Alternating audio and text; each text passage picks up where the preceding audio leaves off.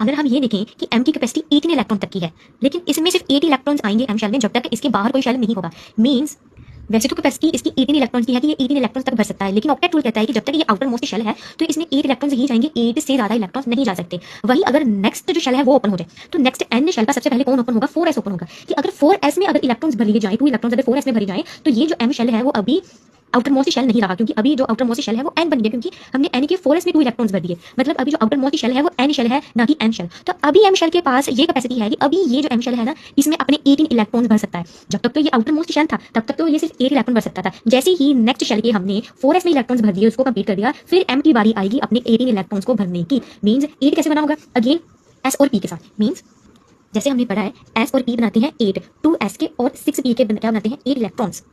तो यहाँ पे हम किसकी बात करें? हम करें एम की बात। एम का नंबर है 3, तो हम 3s और 3p के बारे में बात कर रहे हैं। जब 3s एंड 3p भर जाएगा तो टोटल 8 इलेक्ट्रॉन्स हो जाएंगे, तो जो एम शेल है वो हो जाएगा बंद। फिर क्या होगा? फिर एन शेल ओपन होगा और एन शेल का नंबर है 4। तो सबसे पहले क्या भरा जाएगा? सबसे पहले 4 का एस भरा जाएगा। तो सबसे पहले हमने 4 के एस में इलेक्ट्रॉन्स भरने हैं। जब 4 के एस में इलेक्ट्रॉन्स भरे गए फिर ये 3d भरा जा सकता है, फिर 3d ओपन होगा, फिर ये 10 इलेक्ट्रॉन इसमें भरेगा और फिर एम शेल अपने 18 इलेक्ट्रॉन्स को पूरा करेगा।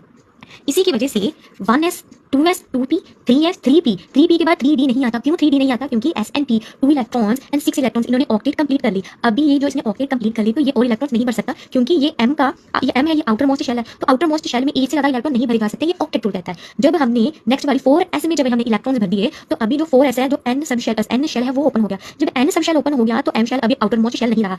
फिर इसका जो 3d है ना, जो उसने 8 इलेक्ट्रॉन्स यहाँ थे, 10 इलेक्ट्रॉन जो भर के उसने 18 कंप्लीट करने थे ना, फिर इसने 3d ओपन करना है। पहले 4s में इलेक्ट्रॉन्स भरे जाएंगे, फिर 3d भरा जाएगा। मींस जो m शेल है तभी अपने 18 इलेक्ट्रॉन्स पूरा कर सकता है जब n शेल का 4s कंप्लीट होगा। तो अभी समझ लगी कि 3p के बाद 3d क्यों नहीं आता, 4s क्यों आता है?